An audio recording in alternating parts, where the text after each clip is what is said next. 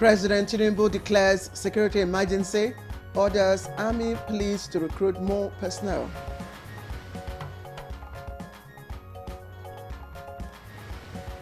Moment of emotions as Governor Nasir Idris reunites the rescued Maga school girls with families. I'm calling on parents not to prevent their daughters from returning to school. And Senate adopts death penalty for kidnapping offenses and other terrorism-related crimes. Places no option of fund. It's an attack on all citizens of the country. It's an attack on the democracy of our country. On Good Morning Nigeria today, we shall focus on 16 days of activism.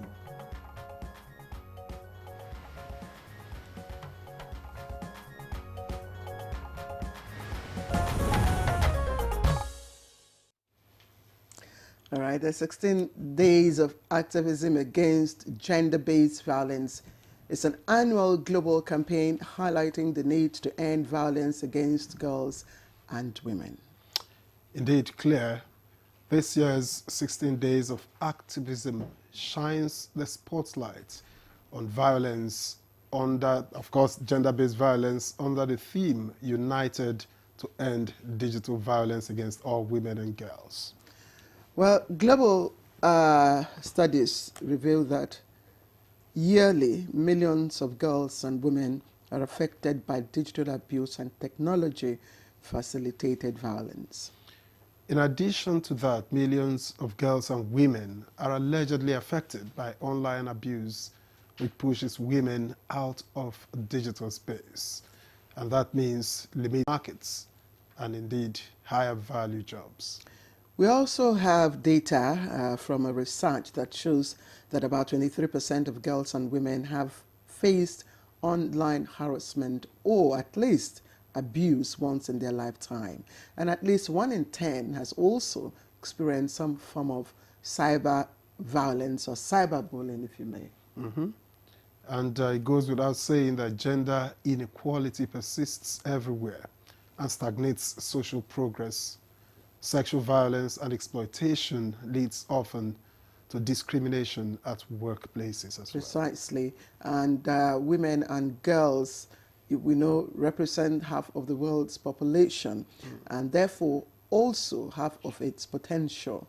However, gender sexual abuse persists and leaving in its trail a scar in the wake of violent exploitation. And it's on this challenging note I welcome you to Good Morning Nigeria, and I'm Claire Adelabu Abdul Razak. Victor. I am Victor, as we already said so. And we thank you very much for joining us this Thursday morning. We are live from Abuja, the nation's capital. In a moment, we will have Chukwudi Okoli Ubaja for company as we do the newspaper review. But now we have Dennis Adebuloye family seated and ready to take highlights of the morning news. Good to see you, Dennis. Good to see you too, Victor. Good morning, and good morning, Claire. Good morning, Nigeria. In view of the emerging security situation, President Bola Tinubu has declared a nationwide security emergency and ordered additional recruitments into the armed forces.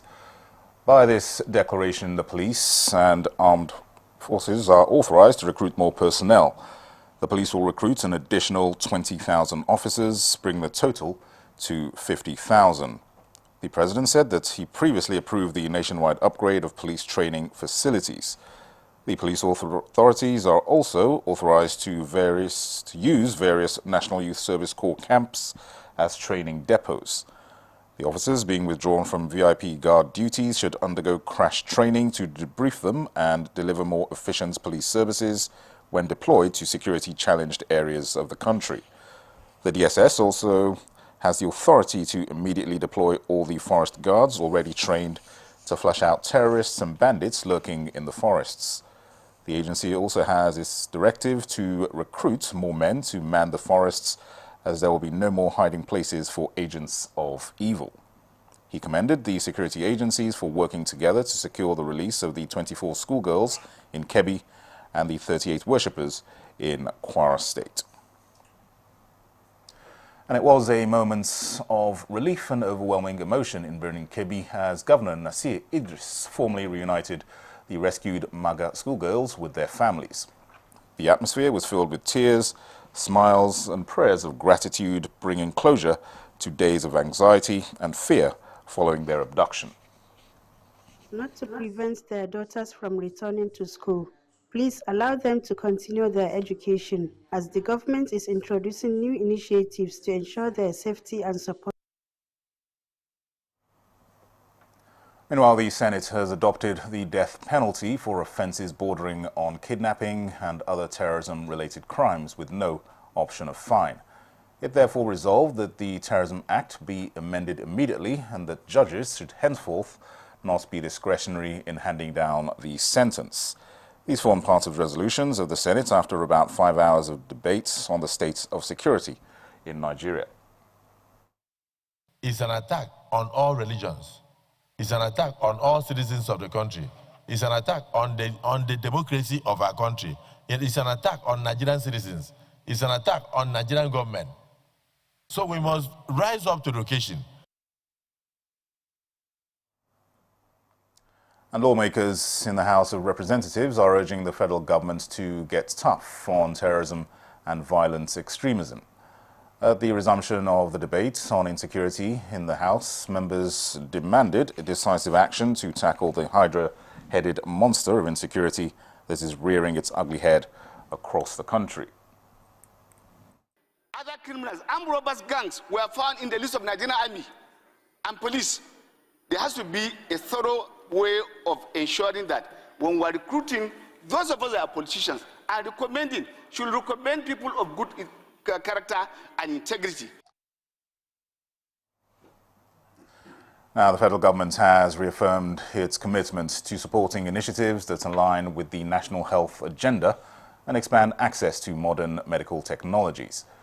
Coordinating Minister of Health and Social Welfare Professor Mohammed Ali Pate made the pledge during the inauguration of the Tumai robotic surgery platform established by the NISA Medical Group in partnership with RoboMed Global.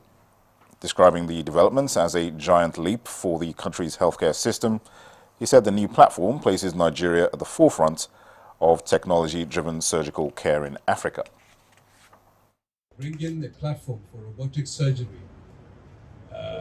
in Nigeria, in our sub-region in this continent, it's a giant step.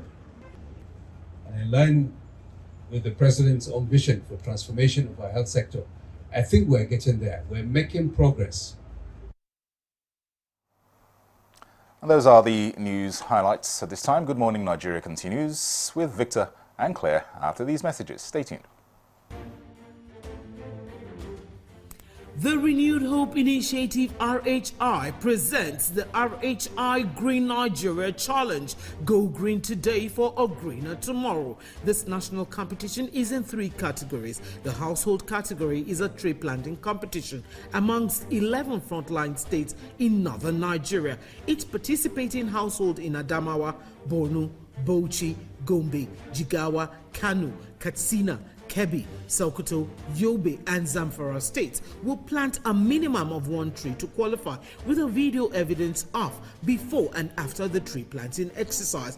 20 million naira will be awarded to the best household. Submission deadline is 20th December 2026. Community category will see local governments, local communities, schools and NGOs reclaim and transform degraded or abandoned areas such as dump sites, landfills, parks and their likes into green, vibrant gardens, parks and eco-friendly spaces.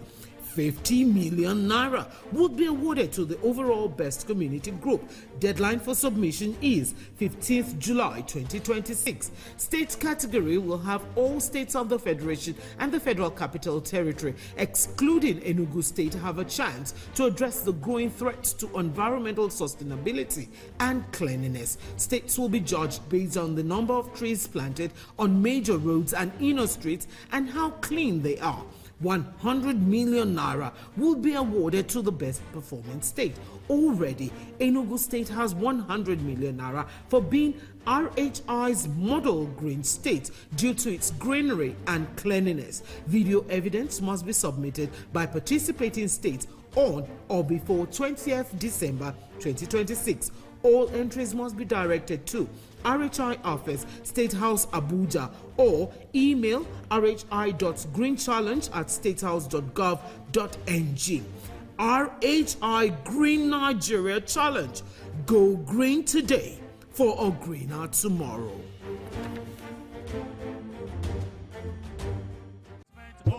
The Apostolic Church Nigeria, Abuja Metropolitan Area Lorna Territory under the chairmanship of Pastor Dr. S.G.O. Uye, JP, Vice President TACN Emeritus, and Pastor J.O.A. Fadigbe, Abuja FCT Area Superintendent and Metropolitan Area Leader and Convener, cordially invites the general public to the 6th Abuja Metropolitan Areas Convention with the theme, How Shall We Escape the Consequences of Salvation Neglect? Hebrews 2 verse 3. Date Friday 28th to Sunday 30th of November 2025. Time Friday 4 p.m. Saturday and Sunday 9 a.m. respectively. Venue Plot 494 Durumi District, Area 1 Gerki, Abuja. Pre-convention revival. Date 23rd to 27th November 2025. Time 4 p.m. daily. Announcers Overseer J.E. Edet, Secretary Convention Planning Committee. Pastor F.A. Homodanisil, Convention Committee Chairman.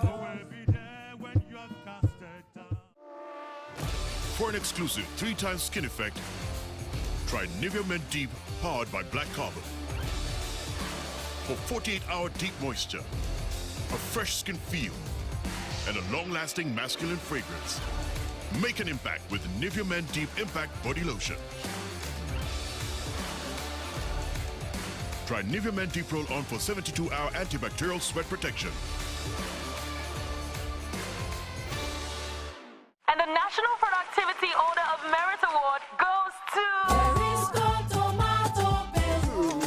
The only tomato paste manufacturer to win the National Productivity Order of Merit Award by the Federal Government of Nigeria, endorsed by the Association of Private Medical Practitioners of Nigeria. This is an evidence of 100% natural goodness. Eat healthy to live longer. Buy now and enjoy up to 20% discount.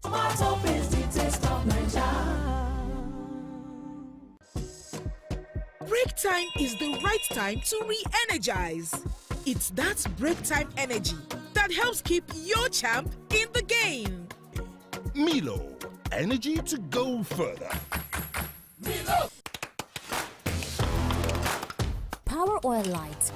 Light enough for movement. Real enough for taste. Power Oil. My choice for my family.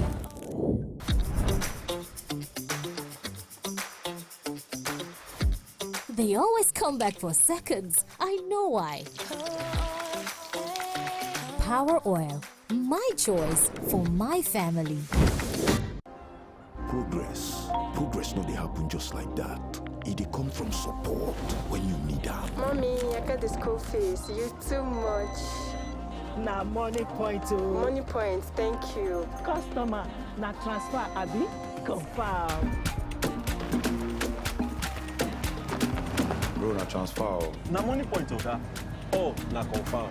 Progress na peace of mind when you know say payment go land as Sure Banker.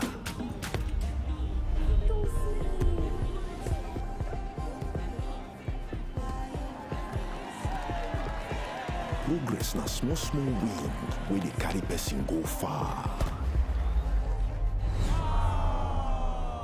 No worry, yourself go make am. Mo go buy ball. Victor, even you they use money point? Of course now, they use money point. Confirm. Money point, made for your progress. Lagos, Port Harcourt, Abuja. The city is moving. New voices, heavy drip, all heart. From the streets to the stage, this is the next Afrobeat star. Yo, yo, yo. What are we here for? Let's Afrobeat star. Let's get classy. And the talents from all over showed up to own the room.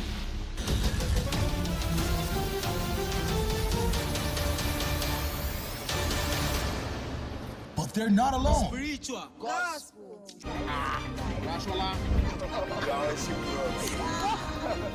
All chasing a slot to face the judges. Puffy T, SARS, Andre Vibes, P Pride. Catch next Afrobeat star on.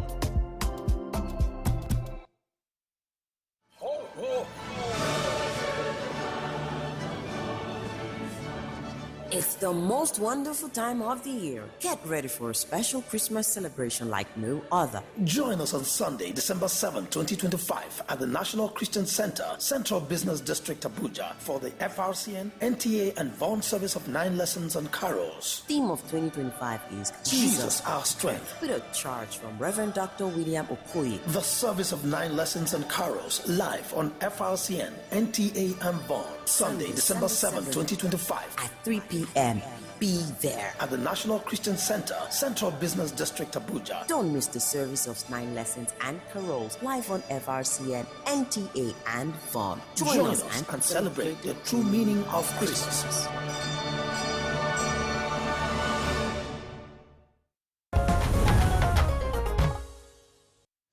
All right, thank you for joining us. It's time for newspaper review, but in a moment.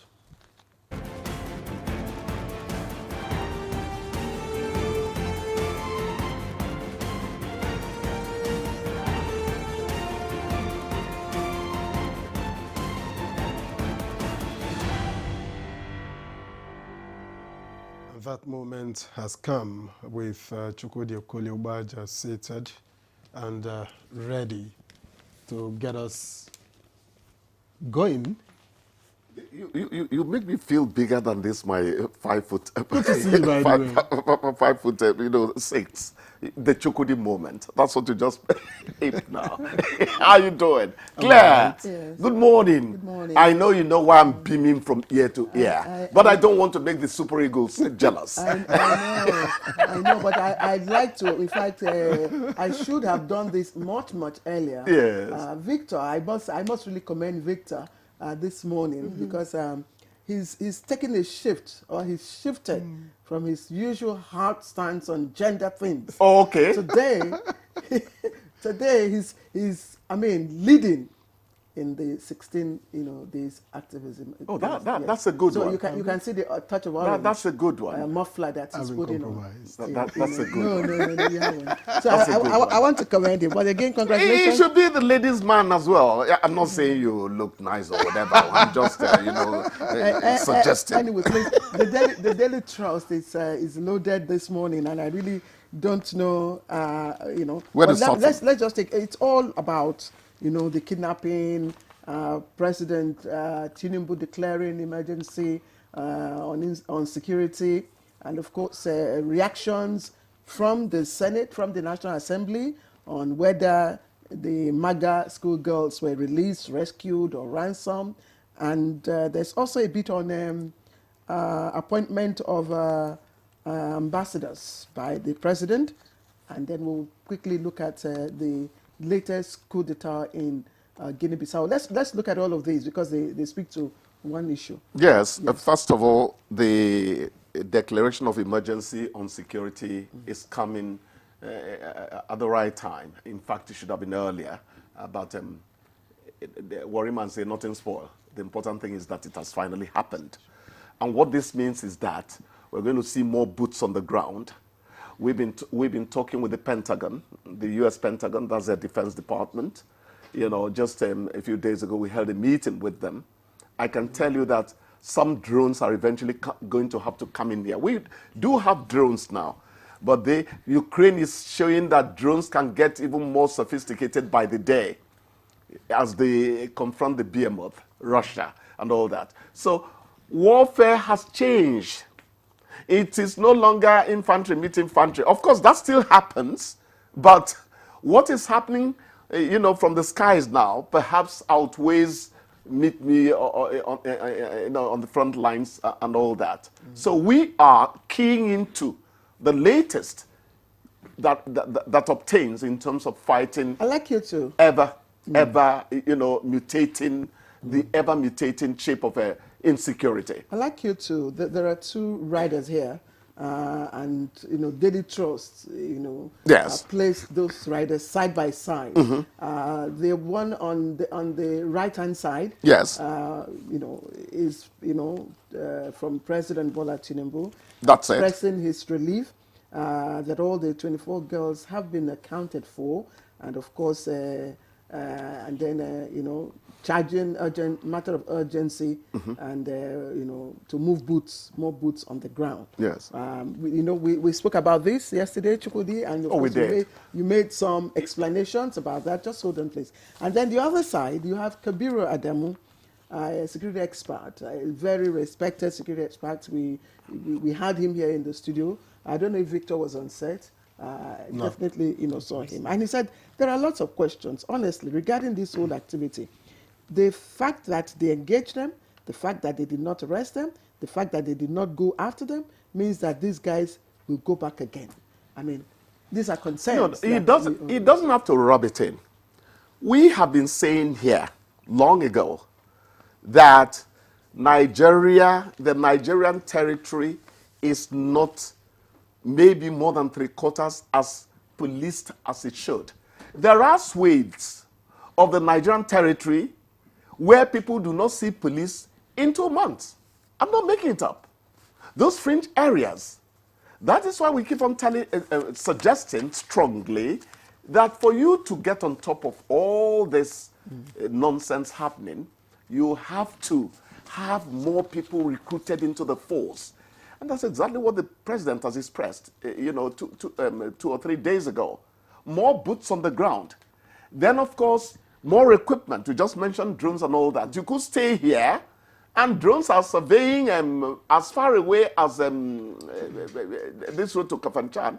From here, you're monitoring. It depends on the range of the equipment you have. So we need to up our game to face current realities emanating from that ever-mutating field of insecurity. Victor, I know. Let me just take this last question from here. Should our lawmakers, I mean, these are, elected representatives in the highest, level of governance, should they be amplifying, the circumstances surrounding the release of kidnapped victims? Shouldn't they say, okay, fine, this has been done, but let us, like you said. Yes, Claire, I have always had issues with a Nigerian state that has people who do not know where governance should take over from politics. Some of these voices is a babel of voices, cacophony. Some of them say it tongue-in-cheek. They are trying to make a point that doesn't quite help our fight against those people. Already, it has been stated that we don't have enough men and women, because some good soldiers are women now, to counter these people. That means that ultimately, inevitably, there will be loopholes in the fight. So when you begin to, my people say, that means when you begin to press fufu too much, you go begin to, they're not even pound and well. You begin to see the seeds, the lumps there. It's not everything. Sometimes you need, when I accuse Nigerian politicians of, when I tell them, yeah, I see a lot of politicians, but where are the statesmen? We used to have statesmen. I'm not saying they're no longer there, but they are really declining. And the numbers are dwindling. We also, and I'm sure you were at one of such trainings where, we urge or we nudge, journalists on how to report issues of security. Thank you. I mean, this is. Thank you. Are we practicing what we learn? No, the thing is this. I was a problem in the newsroom because I would challenge journalists if I thought they were not doing it well. You didn't have to be anybody's a leopard hardly. No, I can't. You have to do it the proper way. Let's quickly focus. Okay, yeah. So the point we're making is there is such a thing as national interest that should be protected even in your reportage. The Americans are not telling you everything. If they tell you everything happening about the Armada being assembled close to Venezuela, you're going to release all the secrets of the Secretary of Defense. You understand? Secretary of War, they call him now, Pete Hegseth. So our journalists should know when it is not in the interest of Nigeria to release certain bits of information. It's not everything you put, in the marketplace when you're discussing security. So we need to have that discretion. We need to. You just have to, for love of country. Victor, I said you have other stories there. All right. We haven't talked about the nomination of ambassadors to US and to US, France, and UK. Yes. And what that could do for diplomacy. If you wink in the dark, nobody notices you. See nothing. Nobody notices you. You see nothing. Yeah. When you wink in the dark, nobody notices you did anything at all. We cannot play down the importance of the ambassadorial team. But I can also understand while the government is prioritizing. But I'm very happy that at this point, these appointments are coming. Because Nigeria needs not just to be reported properly now, it needs the proper optics to go out to the rest of the world. The best people to provide it are the ambassadors. But these are non-career ambassadors. They are non-career, but they are hugely relevant in terms of the function we want them. Go and read their CVs. They actually listed the three of them, or what they've been and all that. That will tell you, that will show you how huge these appointments are. Sometimes it's not the man at the helm of affairs that really drives industry. He's just coordinating. It's those, the boots on the ground. Think what the marketer does for NTA. I'm not saying the DG is not important place. Neither am I saying that my wonderful executive director news is not important or forever is going to be important. But what they are doing is doing how best to play these people on the ground into the proper places, strategic planning. No, because we don't have a lot of time. Yes. Now, PDP to Abuja Chief Judge, don't assign our cases to courts of particular concern. That is what did they mean? Where did they? Nigeria was made a country of particular concern, so they have now taken that one. That's tricky. You people, you are so creative. Sometimes negatively. That is why Nigeria is the capital. This country is a capital of hospitality. This is a place where you find joy, regardless of what we go through. Victor, the day we stop seeing the Hausa man, the Yoruba man, and we come together, the world cannot hold us. This last one, manufacturers are seeking further interest rate cuts to spur growth. Yes. Well, interest rates cuts. Waleke could come here, Prof, and argue to the other side. Bismarck could come here. He did yesterday. I don't go with them because, first of all, my economics does not go the Adam Smith theories. I needed to make a A2 at the worst level. The CBN director of Monetary Policy Department came and explained that what the CBN Monetary Policy meeting did, was to retain most of the parameters. Exactly. Yes. And then he explained the error of margin. The margin of error. Yes, margin of error, rather. And said, look, yes, we are sure of what we have done, but don't let us forget the margin of error. Exactly. So I saw Dr. Obo, is a doctor? Yes. Obo, yesterday with Professor Victor, Waleke. absolutely. Yes. And the economists would never actually follow one route.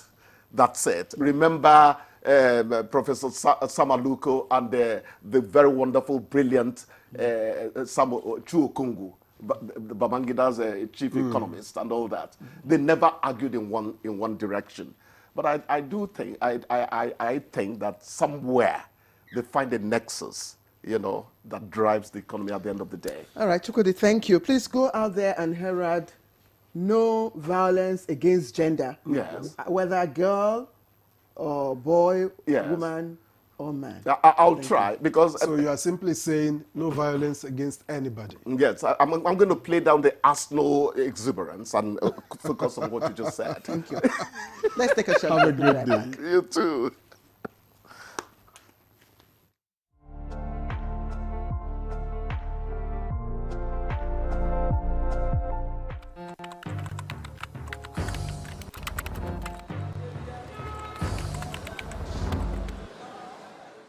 Nevertheless, We must come to terms with existential reputational threats to our national brand, in which external purveyors of untruths are mischaracterizing our nation as a destination for a so-called persecution of people based on their religious faith. This is a propaganda externally woven by those who want to break or weaken our unity. For the upteenth time, I'm emphatic that there is no iota of truth in the communication that is out there, that there is a deliberate, calculated effort where one particular religion is targeted for extermination. I therefore urge us to use the instruments of public relations crafted in truths and facts to vehemently reject this single despicable narrative about Nigeria.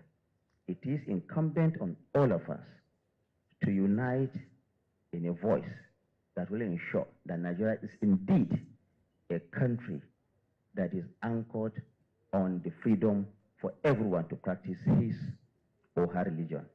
In any case, that is what our Constitution stipulates.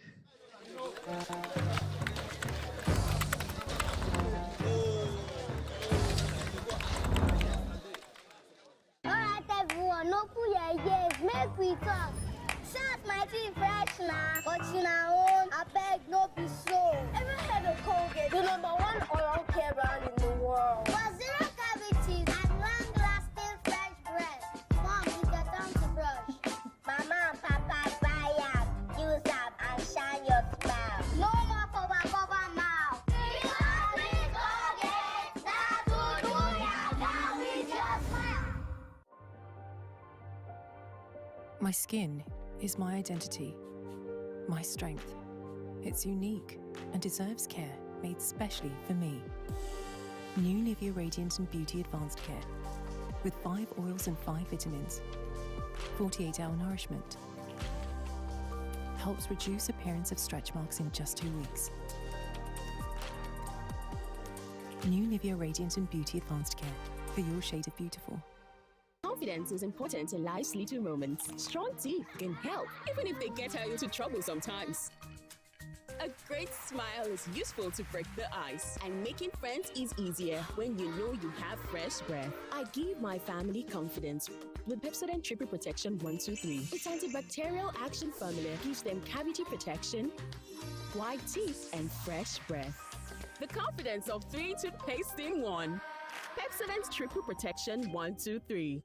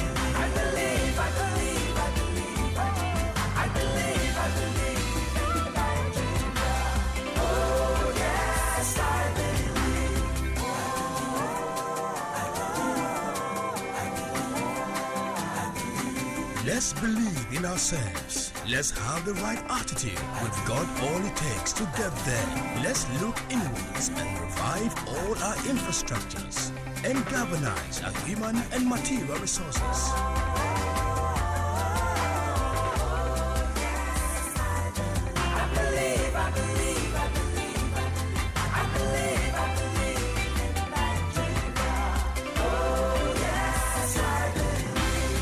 Nigerians, believe in yourselves.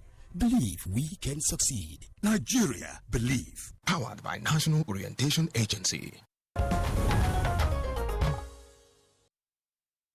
Thank you for staying with us. This is Good Morning Nigeria on the network service of the NTA. Before we introduce our guests for this conversation on 16 days of activism, let's take this background report put together by Oyeyemi Ajayi.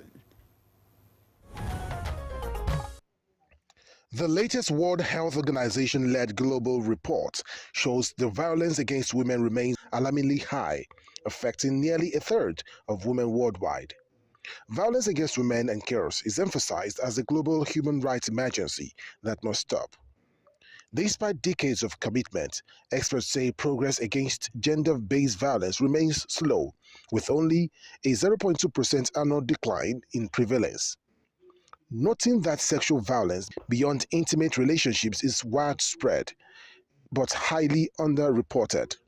Globally, 8% have experienced sexual violence by someone other than a partner. The true number is likely much higher due to stigma and non-disclosure. However, the Beijing Declaration and Platform for Actions is the world's most comprehensive visionary plan ever, created to achieve the equal rights of all women and girls. Agreed by 189 governments in 1995 at the Fourth World Conference on Women. The platform centers on 12 areas of action, referred to as critical areas of concern. These cover jobs and the economy, political participation, peace, the environment, ending violence against women and more, hence the establishment of the 16 days activism against gender-based violence. Marked from 25th November to 10th December of every year, the essence is to nip in the bud gender-based violence globally. The theme for the 16 days of activism to end gender-based violence this year is Unite to End Digital Violence Against All Women and Girls. This focuses on one of the fastest growing forms of abuse, digital violence against women and girls, reminding that digital safety is central to gender equality. Online and digital spaces should empower women and girls. Yet, every day, for millions of women and girls, the digital world has become a minefield of harassment, abuse, and control. From online harassment and cyber stalking, the deep fakes, doxing, and coordinated technological attacks, the technology-facilitated gender-based violence has emerged as a disturbing new form of abuse. Now, how effective can this year's theme be in standing against reality? What policies or measures can be put in place for the female gender to be fully protected? Our guest will be answering this question and more shortly. Thank you, Oyeyemi Ajayi, for the background report. We have our guests seated here in the studio, and let's start with the introductions. I have Dr. Olajumoke Adeniyi, who is head of operations, Hasham Foundation. She's also the creative director, Salt and Light brand. Dr. Adeniyi, thank you very much for joining us. Thank you very much for having me. Dr. Asmao is also here. Dr. Asmao Benzi is CEO, Executive Director, Center for Non-Violence and Gender Advocacy in Nigeria. It's always a pleasure to have you. The pleasure is mine. Good morning, viewer. All right, we have also been joined here in the studio by Chief Dr. Rekia Momo Abaji. She's retired director of the Federal Civil Service and activist on women and development issues. A pleasure to welcome you to Good Morning Nigeria. My pleasure to be here too. Thank you. All right, and lastly, but by no means the least, let me welcome Ife Onyebule, Chief Ife Onyebule, an award-winning broadcaster and who's been GM of 4 different stations. She currently serves as the GM of the Imo Broadcasting, DG of the Imo Broadcasting Corporation. She is Executive Director, Woman of Substance. A pleasure to welcome you on Good Morning Nigeria. A pleasure to welcome you on Good Morning Nigeria. A pleasure to welcome Good morning, viewer. Go ahead. All right, let's begin this conversation as we start from right here in the studio. And I'd like to begin by asking Dr. Olajumoke Adeniyi what might be driving the rise in digital violence against women in Nigeria today. Thank you very much. From the statistics of sexual and gender-based violence, we know in Nigeria that 1 in every 3 women, from the age of 15 to age 49 at least, has experienced sexual and gender-based violence, both physically and digitally. Because we have situations online where we see influencers. A lot of the time when you see people come online to bring out, and how many times have you counted a male influencer come out to rant that he's been harassed online? Recently, we had one of the fashion designers, one of the top fashion designers, that was being cyber stalked for being seemingly pregnant, and she couldn't post in peace. People that we call womb watchers. We have this trend in Nigeria, and we need to do better as a community, as a nation. And why we have this trend in Nigeria is because, number one, we do not have enough information on the people. The people are ignorant that this is the effect of what I'm doing. They do not have adequate information of what your comments on to somebody's physical look, to somebody's performance online can do to that person when that person is not online. So many of these people have been victims of depression. Some of them will end up not being able to come out to socialize because of the fear of what are they going to say about me, and this is a big issue, and some people begin to contemplate suicide. Sorry, So Dr. Denny, sorry, can I quickly just interrupt you a while? We will need to adjust, your microphone, so we'll get back to you. Let me come to Dr. Asmao. Dr. Asmao, I want to start from the basics, clarifications. First of all, because each time we talk about gender, non-violence against gender, our focus is generally, our talk, our conversations generally center around the female gender. And I know that my colleague here, I'm surprised that today he's on our side, has always raised the issue, of, so let's clarify what we mean by gender. Who are we talking about?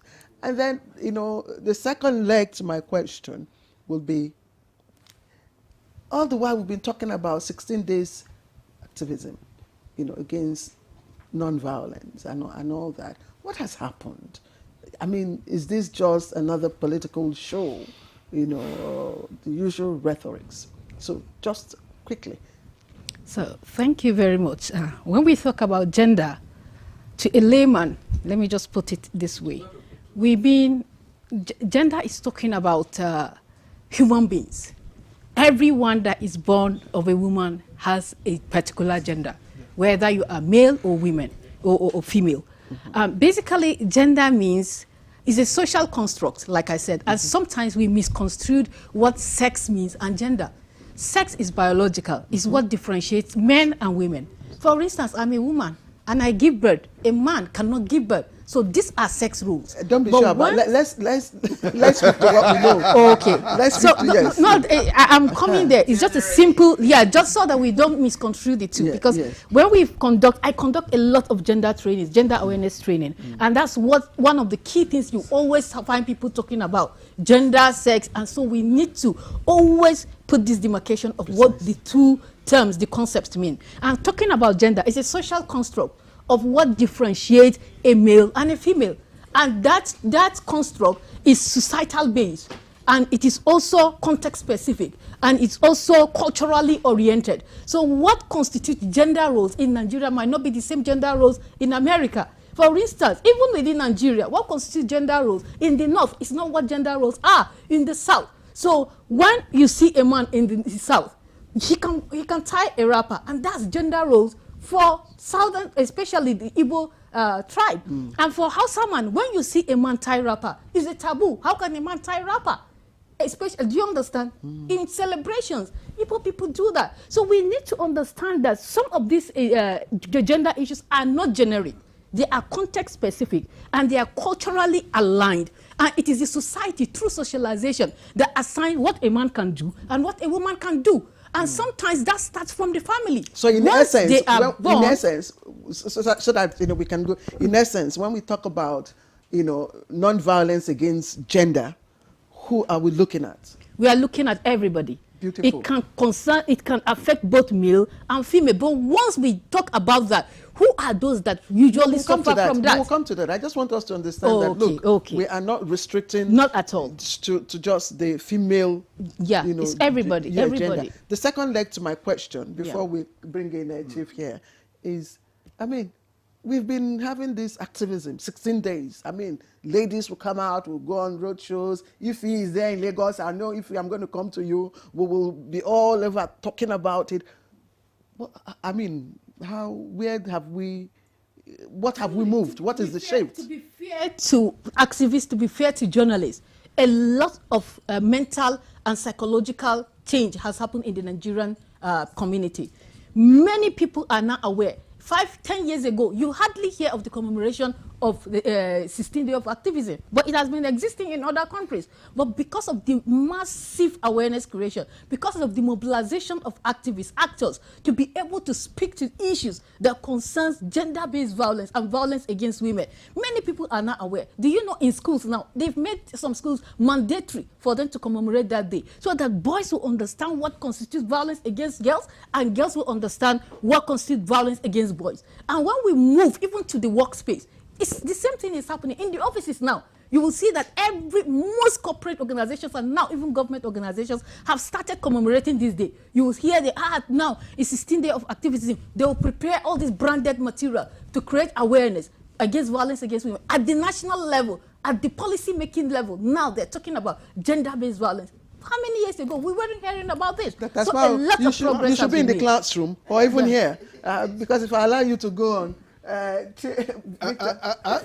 going to ask, you see, from your decades of experience, I'm tempted to ask from where she's coming, why then do we have to say gender-based violence? Why don't we just say no to violence?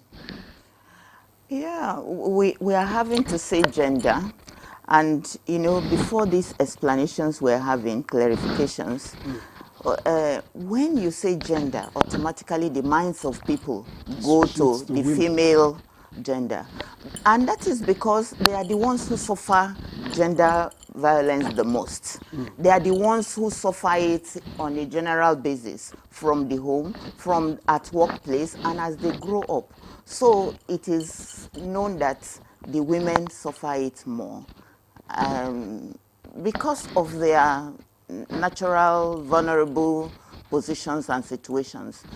So that is why, you know, once you say gender-based violence, it goes to them. They are the ones who get harassed, they are the ones who get raped, they are the ones who get stalked, and they are the ones who are, you know, by the way society pleases us, who are emotionally attacked, you know. When a woman raises her voice, the natural thing that happens is that attack starts, and then you have to like take charge of the situation, or you know, find a way to go around it. From your long years of experience, how has, you know, this evolved from offline to online? Okay, you know that in the last decade we have gotten more engaged with our cell phones. See, everyone here is carrying a cell phone. So it's like we're taking this violence from the streets into our phones and into our homes. And so people are easily affected by it. There's a general kind of engagement and involvement, and that is bringing it even closer to our homes and into our minds, because we engage with this situation. The phones have made it easily reachable. The phones have made us also because easily engaging with the situation, and so it's generally, you know, reaching us much more than it had reached us in the past, and it's right at our doorsteps now and on our minds as we engage with our phones. Dr. Abadi, thank you very much. Let's put you on hold and go to Lagos. Chief Ifeonyebule, my dear sister, it's good to see you and having this conversation with you. If you're there, okay. I'm just wondering, I like to give the conversation some content and context before we even look at the layers of abuse and who suffers what. They've all said, I mean, the guests in the studio have all said the female gender is most vulnerable. Do you think that the statistics, reflect that? Or what is happening behind, the other gender? Are they just hiding behind the bars?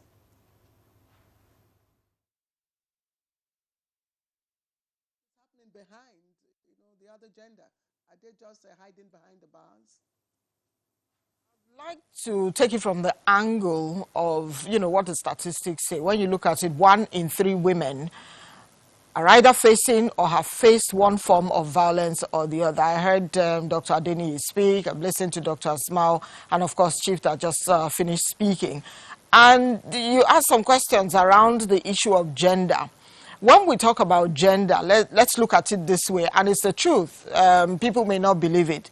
Even before the girl child is born, that's, the discrimination starts. And I'll take you through it, of course, especially in the part of the country where I come from, the East, as it is. A woman, you have children, maybe like 4 or 5 girls. Until you have a boy, some families don't even believe that you are in the house or in the home and that you're relaxed as a wife. She gets pregnant again and has another girl child. You understand what happens? He comes again and he says, oh, another girl. He walks away. Now we get to the part where the girl child is growing.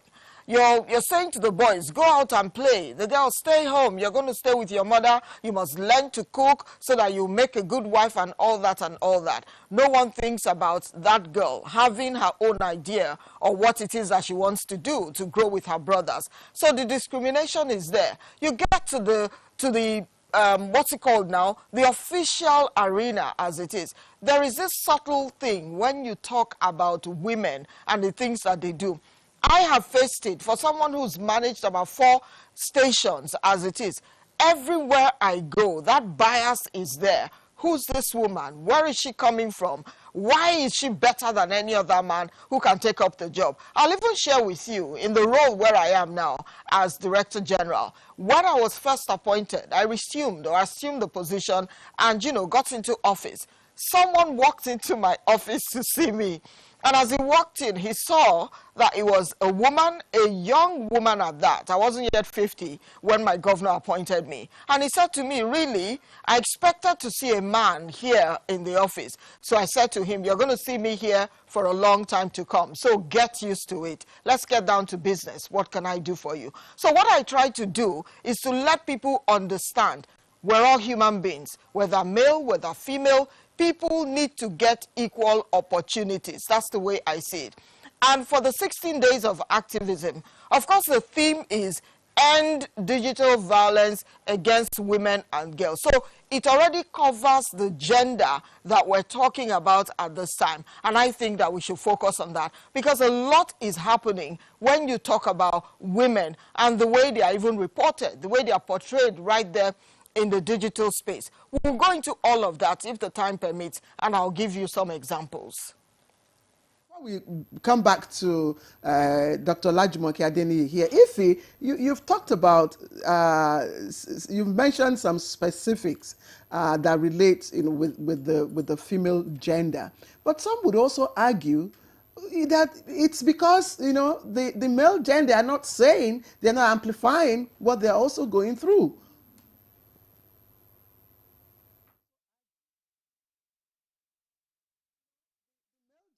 Saying they're not amplifying what they're also going through. They're not coming out to talk about it, but it's not to say that they're not coming out. I've had a couple of men who said to me that I'm being bullied by my wife. In the years when I was station manager of Rock City FM in Abeokuta, a certain man walked up to me and said to me, I need to leave my home, the place where I have my wife and my child, just so I don't send somebody to their early grave. I had to rally support for this man so that he moves out of there, at that moment in time. He said his wife was bullying him. On top of that, she was, going about with other men, and he just couldn't stand it. She was rubbing it in his face. She even attacks him, as the case may be. That is one man, or that was one man who came out to speak about it. You know what it's like? We live in a patriarchal society. Not a lot of men will want to come out to say to you, my wife is beating me up at home. She doesn't give me food. She doesn't take care of me. She doesn't even perform her conjugal duties as it is. Men don't come out to talk. And it's because we live in a society that says that it is wrong or it's a crime or an abomination for men to cry. I think we need to become humans as it is. Let's be human beings first before whatever it is that we want to be. And the society needs to soft pedal, needs to, loosen up on this idea of saying that a man is supposed to be like stone. We're all made of what we have in our veins. If you cut anybody open, it's blood that you're going to see.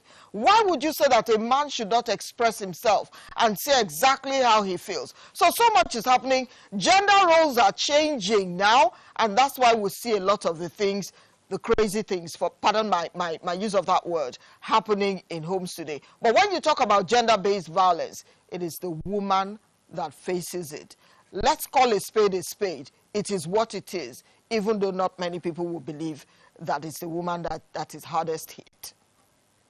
Thank you. Thank you, Fee. I like the fact that you've considered that not many people would believe. We'll leave it at that. Let me get back to Dr. Olajumoke and ask. Now, from your work, what would you say is the singlest, simple mistake that women make without even realizing the risk? And now I'm speaking because if he has asked us to, gender is women, and let's talk about women. Mistake, how does mistake relate to mistake? How? Eh? You have started. It's like making her responsible. Okay, yes, because I'm trying to understand the question. You're What do you trying mean to by understand. mistake? Yes. There are things that people do. It could be a mistake. You put yourself, perhaps make yourself vulnerable without even realizing it. And I'm saying, in your own experience, because you walk around this cycle, what have you found to be one theme that runs through that you could say, okay, this is a mistake that some women make or most women make that they do not realize. They just do these things naturally and it turns out to be their undoing with regards to gender-based violence. In other words, okay, can women make themselves vulnerable to violence? Okay. That's what he's So when you say gender-based violence, it just means that you're being denied or you're being attacked just because you're a woman. Whether you make a mistake or you don't make a mistake, because there is something hanging over your head. She's a woman. When you're driving on the road, there's a difference. A bike man will not speak to a man before he can speak anyhow to a man. And the way he's going to speak to a woman that is driving, I'm sure that most female drivers can relate. The way they will struggle, they will tell you, oh, women, they always drive the road. They are not going to allow you pass because she's a woman. Do you understand? So because she's a woman, there is that mindset already. They feel she's weak. Just like what you're wearing, there is really no excuse. There is nothing that can say this is a mistake that you're making for you to be raped, for you to be mutilated genitally because you're a woman, for you to be given out as a child bride, for you to be bullied online because you're a woman, you just got married and they expect your stomach to start showing in 9 months, and because you keep posting and some of your family members are seeing you, this thing happens everywhere. We are so accessible. The internet has made us so accessible. Somebody that naturally, when you walk one-on-one, seated with you, cannot say jack to your face. But because you are able to, you're posting online, they see you, they can speak to you anyhow, without even processing through the medulla oblongata. What is happening? Some people just sit down. We have keyboard warriors online, speaking to people anyhow, especially the women. And number one, I won't say there is a mistake. One of the mistakes I can call a mistake is you leaving your trails. Some of the security how we need to protect ourselves online. Somewhere. Whenever you're going out on a walk, when you're making videos, do not leave trails that can leave out your environment. Example, your house number. For example, when you're posting pictures, do not make sure that your car plate is not there. These are simple precautions that we as individuals are meant to take. Do not post your car plate. Do not post information about your children's school. Don't post your children's badge, even if you have to post them online. Those are normal cyber security measures that we should take note of when showcasing our lives on social media. In other words, because our lives is now social media. In other words, it is possible that some women put out too much information, which becomes a problem for them. Yes, sometimes you can overshare. For example, you're dealing with a particular issue and you've not mentally processed it yet. And then you come online to ask social media people for their advice. We've seen some celebrities do this on their marriages. They pull it out and then they start talking down the women. It is high time, if you know that you do not want the media to talk about your matter, you don't want the opinion, unsolicited opinion of people who are beneath you, do not share it. If you're not in a mental space that you can handle, you have already walked through that situation, you're strong enough to share it, don't share yet. You do not owe anybody any explanation online of what you do about your life. And you do not owe them any you're not accountable to them about your life. It is your life. You have to process it. You're not at par. You're not at their mercy or at their beck and call to give them every single details about your life. So we should not make ourselves too overly approachable, we're too overly connected to people when we don't have the obligation to. So we should learn to protect our privacy. And that being said, there is still no excuse. I like what you're wearing on your shirt. There's still no excuse for you to go out and type something bad against another human being, because you could be affecting their mental health and lead them to issues that you could not even eventually be able to handle when you're not aware of it. You know, we're now delving into the content and context of, violence. And that's why I'd like us, again, to look at the concept of violence. It's evolving, to even go beyond the use of force to physically inflict harm, on an individual, to even the intention to cause physical harm, both to the physical, mental, psychological, emotional, financial. People get blackmailed and they ask them to pay. Exactly. Yes. So all of this constitute violence against any, victim. So let us start with, the most common violence that is getting global attention. Not just global attention, that is prevalent in Nigeria. I think I will write on the last speaker. It is technology-facilitated violence. It's at the front burner. And coincidentally, we have a cybercrime law in Nigeria. And what we see is that there is the huge impunity in terms of implementing the Cybercrime Act. For instance, technology has given us access to everybody at any time. This is not just targeting women, but targeting everybody. Politicians are being dragged on a daily basis. Celebrities also have their own share of being scandalized on the cyberspace. Activists, journalists, name it, everybody is a victim of technology. Like I think someone said right here, that we have to also censor what we put out, because internet is street. That's what Nigerians call it. The internet is street. Well, you wouldn't want anybody to say about you, you better not put it out. The moment those informations are out, then you have less control over who says what and to who.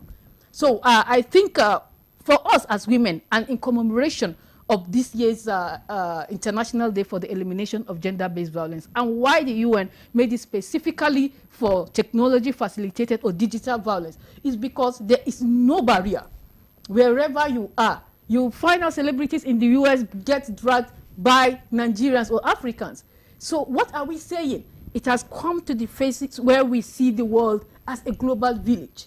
And if it is a global village, we have to imply or apply global strategy on how people can engage on the internet.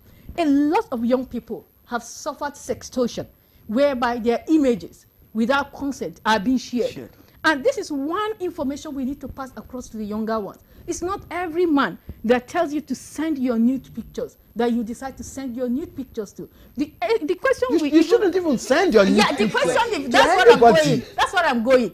In the first instance, who does that? Why should a human being, not even your parent, you are not supposed to, that's why they call it your private part. It should be for you and you alone. You know what? Parents should tell their girls. You know why Victor talked about mistake or girls making themselves vulnerable? Yeah. Because if you go to the social media, you see a lot of young girls, I mean, surprisingly so, exposing and inviting and nurturing people, practically selling their years later, body. they are not So, proud of it. I mean, so is there a link between these, ads on the social media and the actual,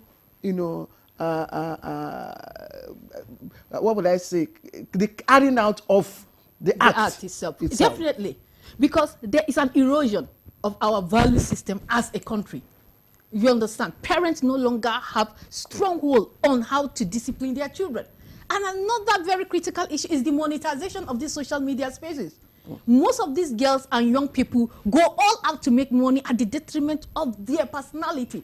They forget that the internet doesn't forget. That's why you find out that sometimes a young lady, a young man will want to marry, and the relations go to the internet to find out about your content. Employers now do a lot of background check on the internet to find out about your life.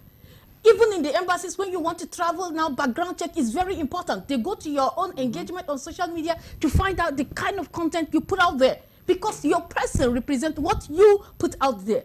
So young people, for instance, they have to really be aware of this context so that they safeguard their future. Because sometimes you say, oh, I was just young. It's not an excuse. Youthfulness, the youthful exuberance is not an excuse for you to become so unruly. So I think this is something that, and also the application, like I said, when I started on the Cyber Crimes Act, there has to be an enforcement. The culture of now, all this cyber fraud, Yahoo Plus, all these things, a lot of young people are being targeted for ritual killing because of that. And our law enforcement are there. The EFCC, that thing has overwhelmed them. Recently, I had the chairman talking about it. They said, oh, somebody asking, why are you not concentrating on politicians that are embezzling money? You are going after all these young people that are... He said, there is a fundamental problem. And the problem is not just for them to do this cyber crime, but also the lives of individuals are being affected. So these are the young generation, and they are the future. If we do not intentionally, strategically look at how we will address this issue, where is the hope of Nigeria? Where is the future? Now that you've talked about the law, let me stay with you for a moment. Would you say that the legal framework is strong enough to, take on digital abusers, or there's a gap somewhere? The law is there, but there's a huge gap in terms of implementation. If you ask yourself, how many of these people that have violated the Cybercrime Act have been arrested? And the issue is not even that. How many of us are even aware of the content of the law?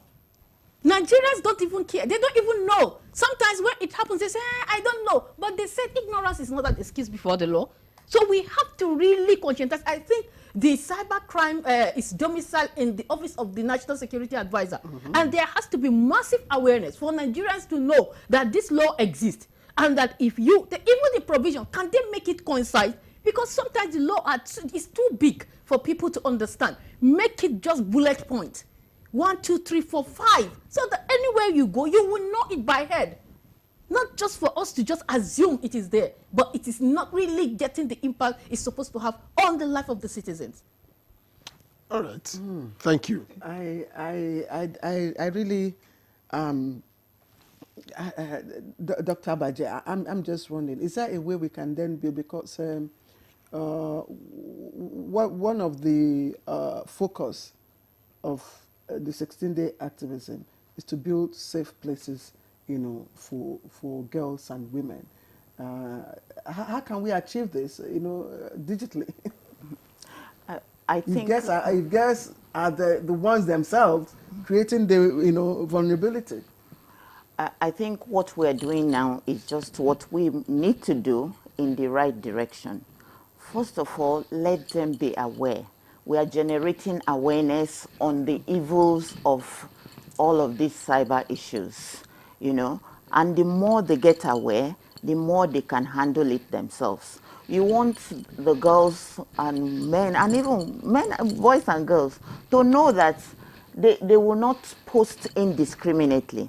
Do not post your location. It is said that you can also change your PIN from time to time so that people do not reach you.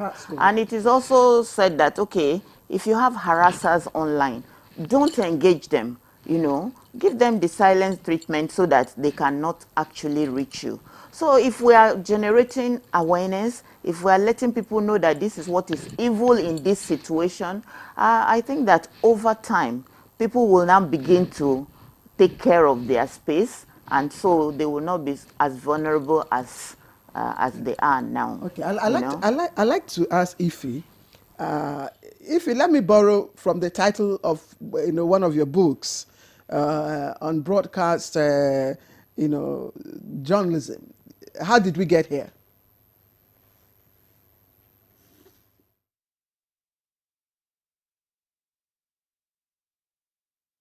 So that's a very big question. Of course, when people hear that cliche, how did we get here? They don't even know that it's a book about broadcasting. But it's something that can fit in all aspects of our lives. I've listened to the wonderful women and all the summations that they have made there. But I think that we're kind of missing it, because Victor at some point talked about what mistakes that women are making. I want to bring this in. The little girls, we've seen pictures of fathers who have molested their 6-month-old, 1-year-old, 2, 3-year-olds. What kind of mistakes are those kids making for any man who's sane up here to see such a child and want to take that child to bed? People are known to have sent kids to their early graves because of, I don't know what it is that is welling up inside of them. And you're asking yourself the question, what were those kids wearing for you to see them and you're enticed by what it is that they're wearing? Then you go into them, you have carnal knowledge of them, and these children, some of them fall ill and they die in the process. Away from that, let's even talk about this issue of digital violence against women. And I'll give you some instances. I have called out a couple of our colleagues, of course, when we talk about the media. You're trying to put a story out about a woman. You're going to look for the most terrible picture of her. That's what you're going to use to represent or put across that story. Why should that be? When you're reporting women, it is important to focus on the meat of the matter. Not get a photograph. Yes, I know people they're just so overwhelmed by clickbaits now.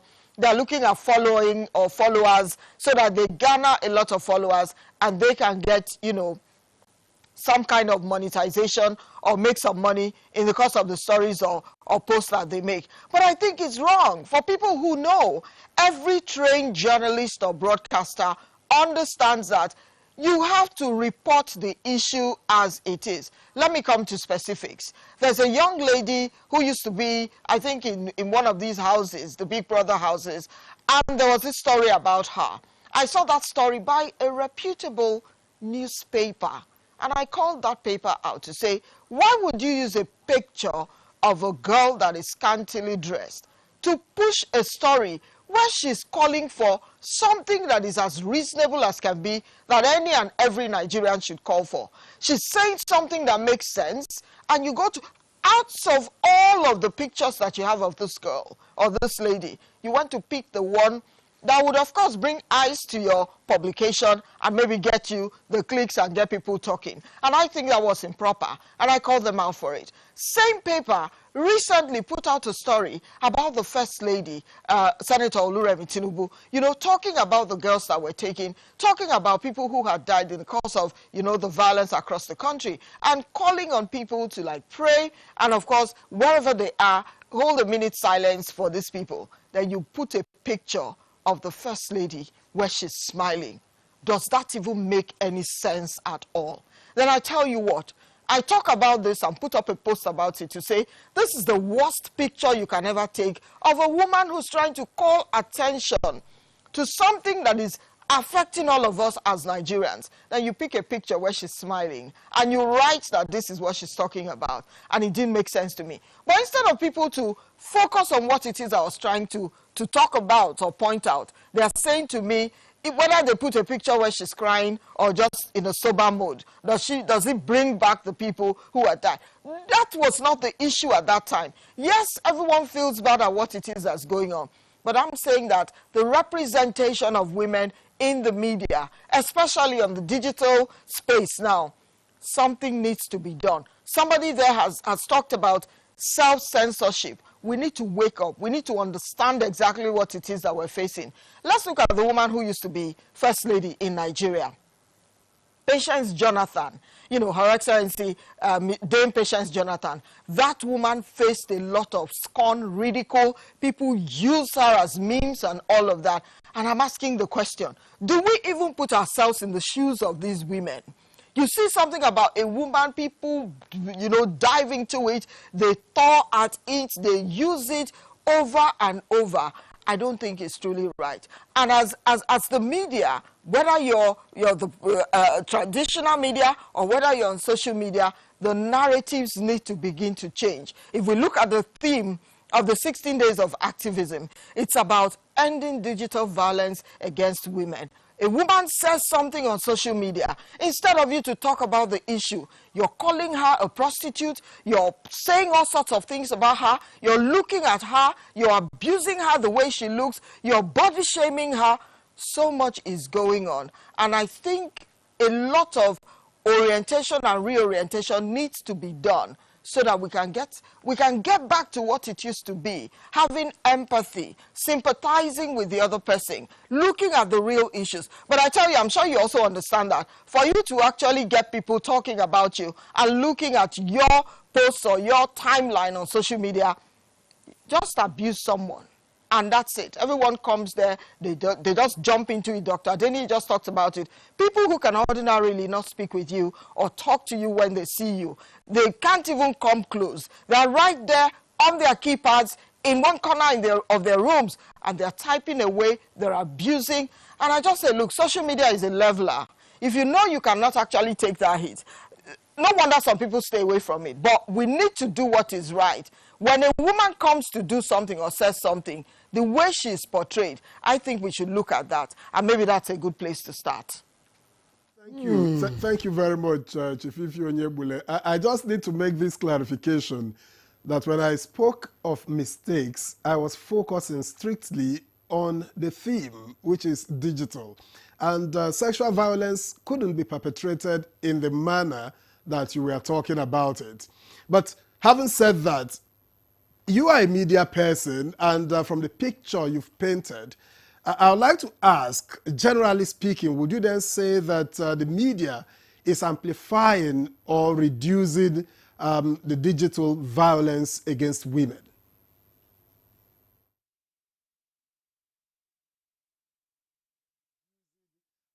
The digital violence against women. Neither here nor there. That's the truth. I'm just giving you a few examples that I have seen when I'm there on social media. Yes, I'm very active on social media.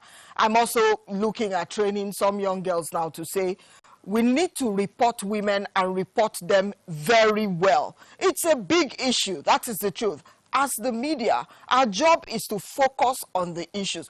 You cannot want to write something up. Okay, let me use myself as an example. Before I was appointed as Director General, I think less than 24 hours before that announcement was made, a young lady, a neophyte, I'll just put it that way, and a very ignorant one at that, took my picture, just went on social media, whether it's a random picture or not, I don't want to believe that someone says, look, go and take that woman's picture. She took my picture and attached it to a story of a woman who had duped people of money running into billions. And that story went viral. I was getting links, calls, and all of that. And that's not the first time it has happened. So I'm saying, maybe people do these things intentionally, I do not know. Because that story came out and was all over the place. The next day, I was appointed Director General. Now, look at it. What if my government had gone to see that story and they say, oh, let's look at this woman very well and all of that. Let's go and, find out about her again, because I know they would have done some background checks. But that happened. It was a crazy story.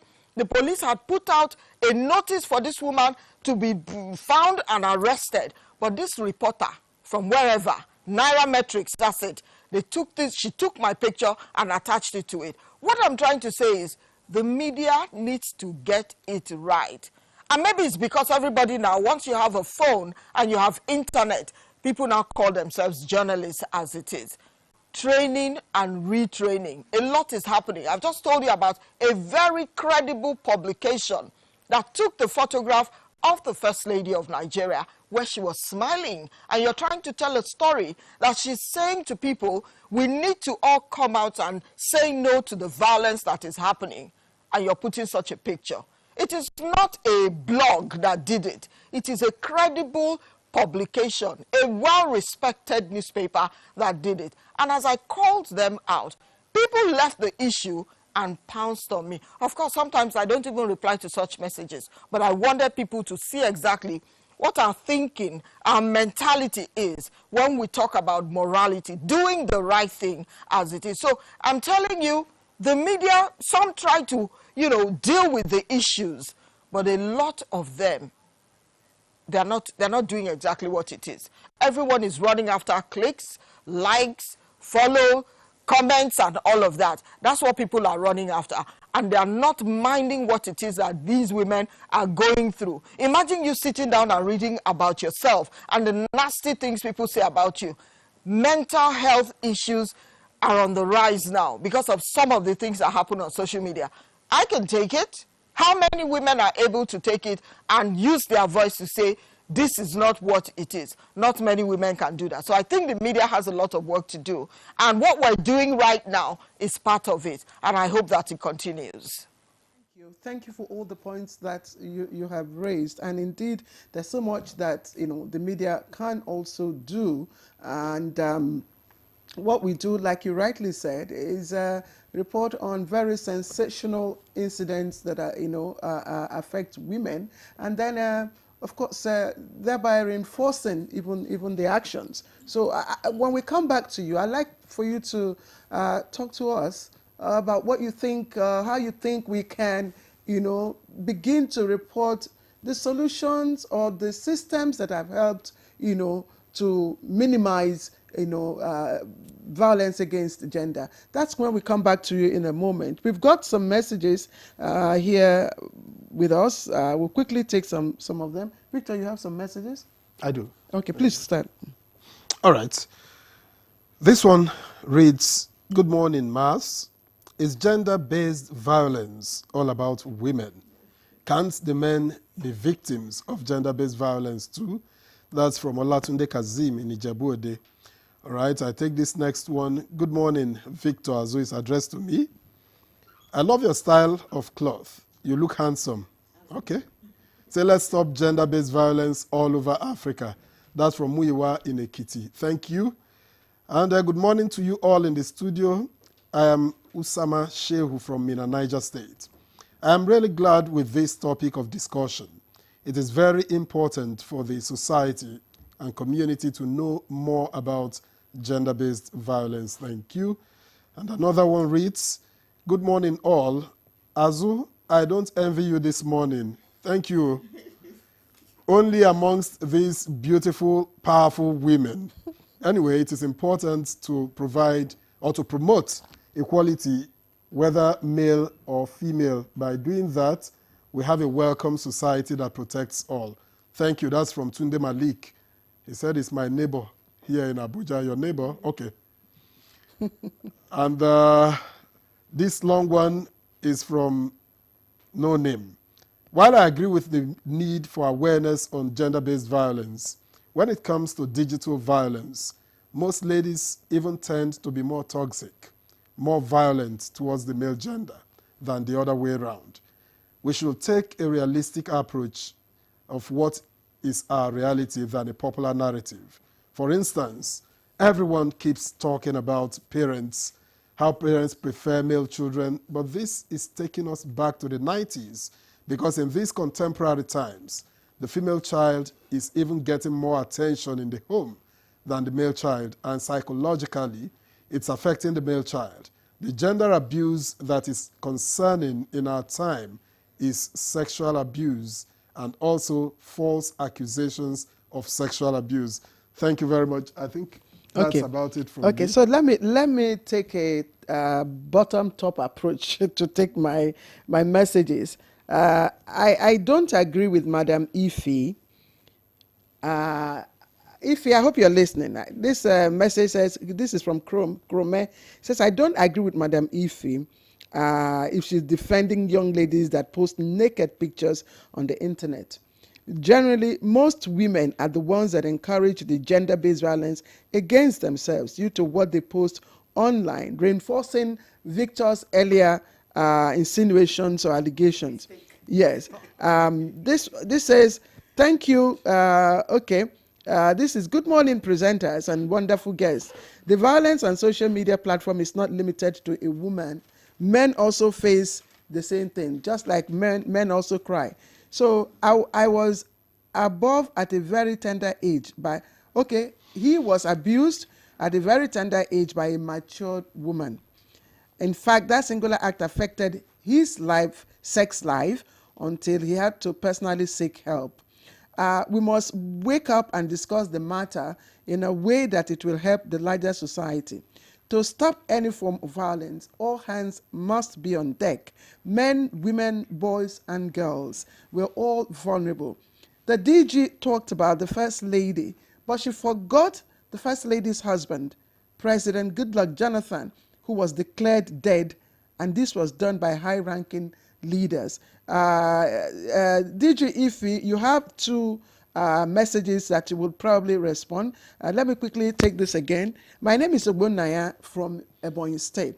I'm happy to be sharing from your discussion. Your guests are amazing, but it's going to be very difficult to implement the cybercrime law in Nigeria, simply because, just like Dr. Asmao said, the monetization of the digital space in the midst of enormous pressure to survive, that pressure is disintegrating the glue that holds families and humanity. Some men now try to run away from their responsibilities just to live long. Most of the younger men now get deeply involved in crimes. So the solution is creating a surviving space for all. That's a surviving space for all. Environment where a woman doesn't have to sleep with her landlord to be under the roof. I'm sure Dr. Asmao, you get the scenario he's trying to create. I'm trying to look for, this is from Chike Dim, Warri in Delta State.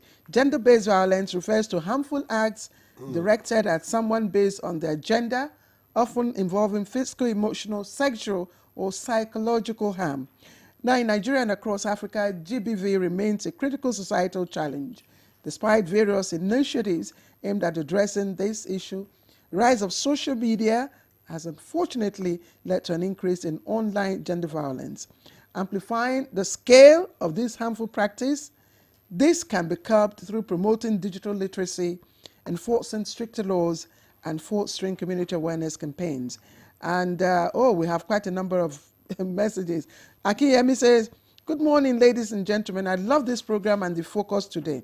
But my question is, as a married woman, does a married woman have the right to her husband's cell phone? Secondly, does she also have right to lock her cell phone and lock her WhatsApp? Akiyemi, hey, okay. This is Igbodo from Asaba. Gender violence, women in particular, receive overwhelming attention that oppressed men in marriages have hardly been brought to forefront. Okay, oppressed men in marriages have hardly been brought to the forefront of gender violence. I pity the male anchor, Victor Azu, who is currently immersed in 1/5 women in the studio. Men don't cry out like women do. Now that women have become breadwinners, only God will save the men or the man-child. Ikechukwu Charles. I think I'll stop here. Ikechukwu, we have your message. We'll take your message. When we return from the break. Yes, when we return from the break.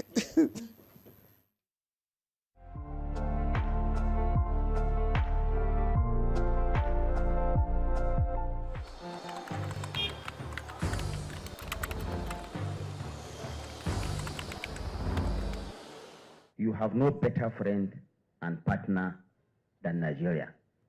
Let this unveiling today be a call to conscience. Let our practitioners hold the line of truth. To the media, please inform with integrity and with a deep sense of patriotism. To our public officers, communicate with transparency.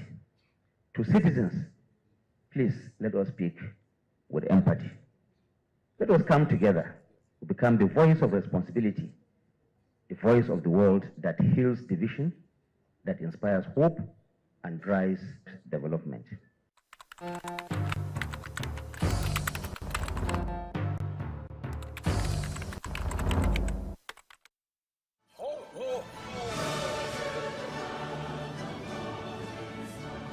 It's the most wonderful time of the year. Get ready for a special Christmas celebration like no other. Join us on Sunday, December 7, 2025 at the National Christian Center, Central Business District, Abuja for the FRCN, NTA and Vaughan service of 9 lessons and carols. Theme of 2025 is Jesus our strength. With a charge from Reverend Dr. William Okoye. The service of 9 lessons and carols live on FRCN, NTA and Vaughan. Sunday, December 7, 2025 at 3 p.m.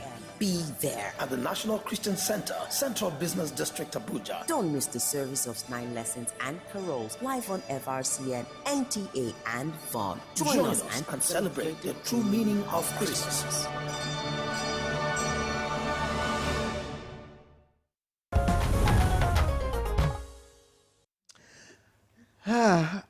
All right, welcome back. So let me quickly take these 2 messages. Charles Ikechukwu Abiagom from Ubulu, Aniocha local government area of Delta State.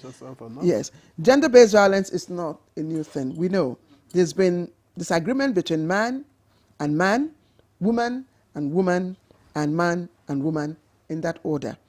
The male and women folk alike should live together in peace, but there can always be conflicts in human nature. Agreed? If we protect one against the other, there is no equality treatment.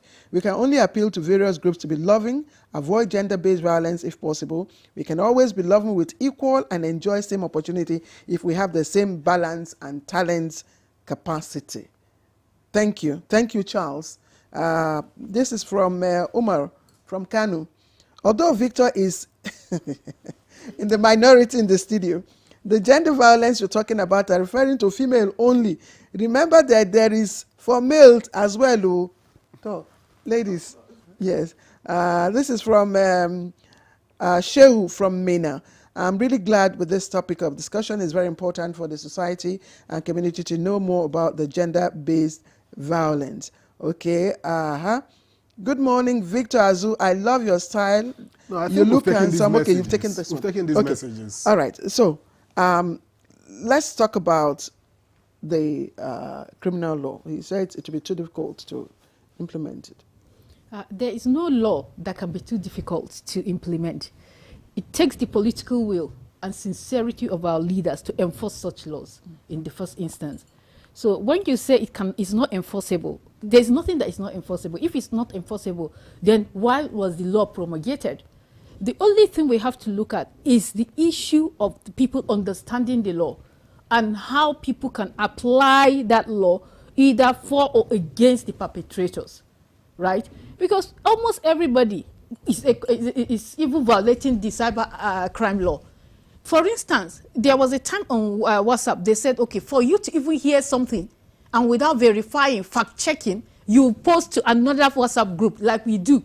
Everything we see, we don't authenticate the source of such information. We'll just keep circulating. When the law pounds on you, not just the sender in that group, but even everybody that shares that is also what? Implicated, right? So people should know that, like I said earlier, ignorance is not an excuse. Talk more of saying that it cannot be enforced. It can be enforced. Nigeria, the people that are basically, the Cyber Crime Act, a lot of these ministries, departments, and agencies of government have a role to play. The Nigerian police has a role to play in it. The EFCC have a role to play. The Ministry of Justice has a role to play. Office of the Security Advisor has a role to play, especially the CCC, that is the Center for the Coordination of Cyber Crime in Nigeria, has a role to play. But what we see is not just having these institutions and the law present. Do we have the political will to prosecute offenders? We see people doing anything they want until one day when the arm of the law will catch up with someone. We say, no, this person has done it and nothing has been done. Maybe you'll be the scapegoat. Who knows? So I think that is what the understanding and the message that I want to pass across, that we should all be responsible and take inventory of what we post online. Okay, so I think I have two questions for Ife. Ife, can you respond to some of the messages that came in? One of them, made reference to Dame Patience Jonathan's spouse that you left out, that he too was also abused. I mean, to use in quote. Abused. I mean, to use in quote. Yes. Messages that came in that had to do with me. Let me take it from where you just stopped, talking about His Excellency President Goodluck Jonathan. People fail to understand, and that's the issue that I have with a lot of us Nigerians, when it comes to issues like this on social media. It is important to stay with the theme, stay with the conversation that we're having, so that we're not scattering ourselves in 20 different places. Yes, there are men who face a lot of violence as it is. People carried the coffin of the president at that time when people were protesting. The late president, Buhari, people said all sorts of things about him. There were pictures of the man in a hospital or right there on a hospital bed, and all sorts of gadgets, connected to the body of the person that looked like him. And I'm sure these were deep fakes. People were just putting up all sorts. People have faced things. Even the current president, Bola Tinubu, is facing it. And the man says to you, I don't even go on social media anymore because they abuse the living daylight out of me. I'm not saying you don't talk about issues when it's about governance. Stay with the issue. But people don't do that. They begin to do some kind of verbal abuse. They look at you, they say all sorts. People who are not even old enough to be their grandchildren. So people trend now. They love it. They come out to abuse people. Let me even talk about my own governor. That man has been bullied. They say all sorts of things about him. I'm talking about His Excellency Senator Hope Uzodinma. They talk about him also. They talk about other governors. They talk about other politicians, men as it is. But the conversation now is not about men. Let's understand that. When you want to talk about men, of course, invite me. We'll sit down and have that conversation. And I'll also tell you the reason why you should never bully a man. But the conversation is not about the man. I want to invest my talk now, invest my time and, my issues as it has to do with women. We're talking about the 16 days of activism, how to end gender-based violence. And when we look at it, the statistics is there for everyone to see. It's in the public domain. So I had to bring in those instances of Dame Patience Jonathan. That woman was bullied as it is. Now they've started with the woman who's first lady. I'm not saying everybody has to like someone. That's the truth. Even in the place where I work, not everyone likes me. And I did not go to take up that job to be liked. I went there to do a job, and that's why I'm going to be there. So what we're saying is, you may not like someone, but when you need to put out a story, or when you need to discuss issues, let us focus on the issues instead of verbally hurling abuse at the persons, whether male or female. But for this conversation we're having, we're talking about the women. Now, let me take the other one, who said that it is the women and the things that they post, that's what attracts all the kind of violence that they face. And I want to say no. I'm not an advocate of people being scantily dressed. You can still look beautiful, and that's why I love some of my Muslim sisters. You're so covered. There's this lady on CNN. She's Muslim. She's covered. She's pretty. You just want to watch when she's talking. And there's some other ladies out there who are so covered when you see them, and they are beautiful. But that's not to say that I will have to do away or abuse those who decide to dress comfortably. There's something called self-respect. There's something called self-restraint. There's something called looking away. That is the truth. You can't touch anyone. I've been to Brazil, in a place where you don't wear clothes when you're going to the beach. When we went there, from our hotel, you could dress in your bikini and whatever you're wearing and walk to the beach. The beach is just across. Some people walk, a little further from where they live, to the beach. And you're strolling like that. No one is touching you or grabbing you right there in Brazil. Because they said to us as Nigerians, they were talking to the gentlemen who went with us to say, look at these women, you dare not touch them. You try it, you are going in for it. So I think people need to have self-respect. If you respect yourself, you respect another person. You just talked about women dressing and calling attention and the things that happen to them. And I say, no, that's not true. The 5-year-old, the 6-year-old that people get to abuse and rape, were they scantily dressed? Just 2 days ago, Tonya Bruised but Not Broken gathered mothers, people together to talk about girls who were raped to death. Yet they've not gotten justice for those children. There's so many of them. The Ochanyas of this world, the Wailers of this world, the Karens of this world, and the list continues. Were those kids scantily dressed? These were children who were sent to school. One was in the church reading, and that's where she was clubbed and sent to the great beyond. The other one was sent to school. Her mother sent her to school. And when she was checked, they found a condom inside of her. She was rotten from inside. Was she scantily dressed in school? We need to call a spade and stop dissipating our energies on, other things. Yes, I agree. Men are also bullied. They also say things about them. But for the purpose of the conversation we're having this morning, the issue revolves around women. And I think we should keep it that way. Thank you, Fiona. Sometimes I begin to wonder, perhaps we should, because those who argue, perhaps we should change the name. We shouldn't call it gender. We should just say, violence against women. I don't agree with you. Those who argue. Hold on. If he had already said, for the purposes of this discussion today, this is for girl Yet gender. you call it gender-based violence, yes. right? Anyway. I actually like where Ify is coming from. She's coming from a position of, we need to get people to know. We need to get people to understand what they are doing. And especially in the media space, as she says it, she's aiming to train people to be able to distinguish between issues. The thin line between the truth and what is manipulation is fading out because people are not aware of what they are doing. They talk of AI, ChatGPT, these things who urge you to do things, the way you are thinking. AI mimics your voice, puts it out there, and people are not sure. AI undresses you, and then you appear there. So some of the time, it's not that even these people set out to go there naked, but they can be mimicked. They can be shown as what they are not. They can be made to speak what they didn't speak, by creating their images.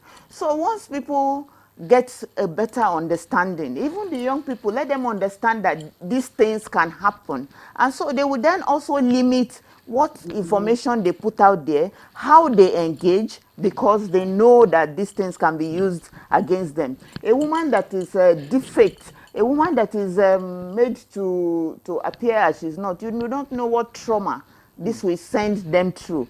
So even giving them suicidal instincts. So we just need to know that these things exist. People need to be aware. They need to be educated about these things. And they also need to be able to handle it. If you are on the space, on the cyberspace, on the digital space, also know that you should learn how to protect yourself, by the things you put out there, like changing your pins from time to time so that people don't reach it. People can even financially uproot you by getting things out of your account, siphoning money out of your account. So how do we ensure? You ensure by knowing how to handle it. Women should also get to know. I'm going to say, how do we ensure, you were in service, how do we ensure that workplace policies, protect women from digital harassment and not just the physical ones? Like my sister here has been saying, we have rules, regulations. We have to have the will to ensure that we carry out what we say we will do. And in the workplace, like if he is in charge somewhere, like we are all in charge in places, you have to be intentional about what you want to see people do, what you want to see young people do to themselves, and what they do to others around them at work. So if you are intentional about it, it means that you are also able to quickly detect when anyone is going towards a situation that is not palatable to everybody, a situation that will embarrass anybody. If you are, in charge of young people, from the way they interact. So you can also come from the angle of teaching them expectations, what they must do to themselves and what they must do to others. So as awareness continues to be generated and people continue to know situations around this, then we are all able to handle it. That's why they say unite to eliminate gender violence. You do it, I do it, organizations do it, non-governmental organizations do it, governments do it, and before you know what is happening, we can get safe space for everybody. You know, Dr. Adeniyi, I'm just wondering, just simple, does awareness necessarily translate to responsibility to act or protect? And I say this because what we're doing now is creating, is advocacy, creating the awareness. But does something need to happen even when you are aware? Well, awareness will, number one, change the mindset of the individuals. It will affect the community. Everybody is becoming more self-aware because according to the statistics, more than 40 to 60% of the population, when this population was taken, admitted that they've at one point or the other been a cyber bully. They've at one point or the other been an internet warrior, either to your family member that is easily approachable or to people that are not even related to you on the other end of the internet. Virtually everybody is guilty of this. So number one, awareness has now made you know that what you're doing is wrong and you should change it immediately. So awareness is very important.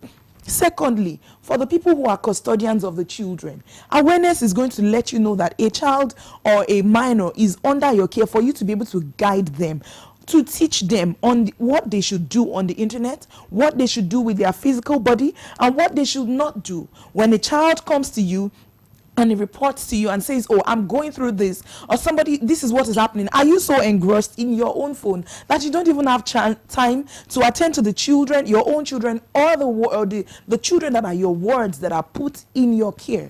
Or are you even the one that is a predator that is preying over the child that is put in your care? Awareness is going to let you know that there will be consequences and you will be found out if you are a predator. Awareness is going to let every organization, recently the news came out that a co-founder of a major fintech company in Nigeria was suspended. A co-founder. So even a co-founder, somebody that you are the founder of an organization does not exempt you from facing the wrath of the law. It was awareness that made that staff to be able to report and speak up, knowing that the way it was going to be handled 10 years ago is not what will happen this year. That when I speak up, my voice can be more powerful than my abuser's power. So this is the power of awareness, and awareness is the place of awareness can never be underestimated. All right. We will not stop and we'll keep pushing until we see the end of it. Thank you. I'd just like to, as we gradually wind up this conversation, Dr. Asmau, how do we ensure in all of this that the women in communities, in the rural settings, are not left behind in this conversation of protecting women from digital abusers? Thank you very much. I think it is even harder to get to the grassroots because most of them don't have smartphones to even know what is happening in our contemporary times. But they also have access to the radio. So for the fact that they don't have internet at their disposal, most of them, but some do, I think we can leverage these messages through jingles and using the radio to pass across this information. And I really wanted to add to what the question you asked her about creating safe spaces within the workplace. Okay. I remember working with the government as a head of a vulnerable group care unit, and I remember also contributing to conversations around the ILO Convention C-190, which talks about sexual harassment in the workspace. We could put up policies, prevention of sexual exploitation and abuse, because when we talk about gender-based violence, it's not a homogeneous thing. Under gender-based violence, we have sexual exploitation and abuse and harassment, which has to do basically with institutions. So we cannot use the template for preventing gender-based violence in the public space or in the domestic space to apply it to institutions of government or other private or corporate organizations. There has to be deliberate policies of action plans that the institution itself, if possible, the government should make it compulsory that in every MDA, in every organization, there has to be this is something we see in the international community. For once, I've developed a lot of this for other international organizations because it's a criteria for creating safe workspaces for women. But unfortunately, in the government space, because of the public service rule, you don't see it. So if I were in the government shoe now, talking about these issues, to ensure that there's sincerity of and political will to execute this or to implement the eradication of gender-based violence, let us bring it for example, NTA. You could say NTA should implement prevention of sexual exploitation and abuse and harassment in the workplace for women and girls. And other MDAs also should do the same. In the security sector, they should do the same. In every facet of our national life, they should adopt that. And then going back to the community, I think it's important to work with the traditional religious leaders because they are the custodians of our culture.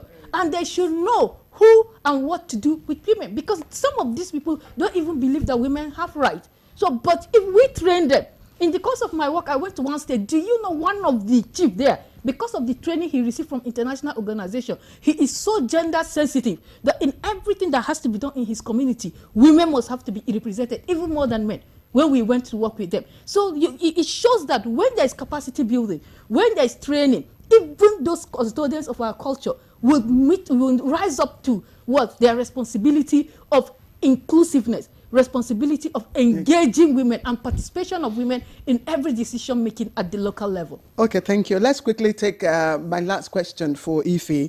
And Ife, I just would like again your perspective because there are some societal and cultural norms that tend to justify some forms of violence against women. And I'm talking about some people believe that, look, wife beating, I mean, it's normal. Child beating, it's normal. Early marriage is normal. Things like that. How do we begin to, not to reinforce these cultural norms?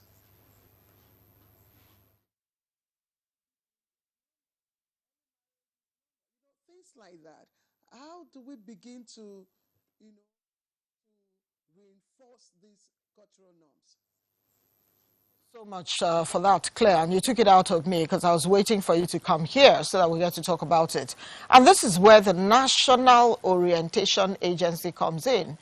I'm of the Generation X, for those who understand the years, when we talk about people who were born in that generation. I was born in a generation where you're walking to school, even as a secondary school student, those days in Aguda Surulere. You could see the billboards, set up, put up by the National Orientation Agency, where they're telling you, don't give bribes, don't take bribes. Life was beautiful at that time. The NOA should now wake up. I can see so much going on social media. They are doing things now and putting out. And I think the person there is really proactive. But a lot more needs to be done. It's about opening up what it is that you have, bringing people who have some kind of experience that they need to share with you. You come up with key messages that will be scattered all across the country. Dr. Asmao mentioned something that is very key in our conversation here.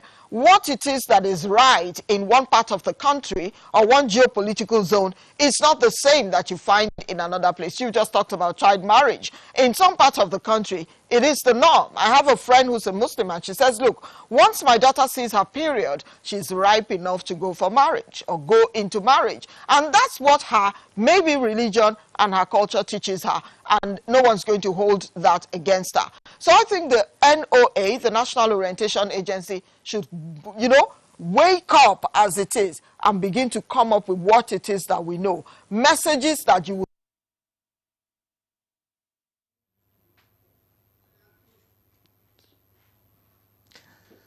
Victor. I think we lost connection with Ifeonyebule there, but then we have to go. It's about time. So let me thank Dr. Olajumoke Adeniyi, who is Head of Operations at Hassam Foundation, Creative Director, Salt and Light Brand. We thank you very much for coming. Let me also thank Dr. Asmao Benzislio, Executive Director at the Center for Nonviolence and Gender Advocacy in Nigeria. Thank you for your time and your thoughts. Thank you. Chief Dr. Rekia Momoabaji, retired Director of the Federal Civil Service and activist on women and development issues. We appreciate your perspectives on the program. Thank you very much. It's my pleasure to be here. And finally, let me thank Ifeonyebule, who is Executive Director, Women of Substance and DGIBC. Thank you very much for the perspectives you've brought on the program. And that's Good Morning Nigeria for today. We thank you for watching, and we'll see you again tomorrow. I am Victor Azu. And I'm Claire Adelabu Abdulrazak. I'm signing up for the week. I'll see you next week. Bye-bye.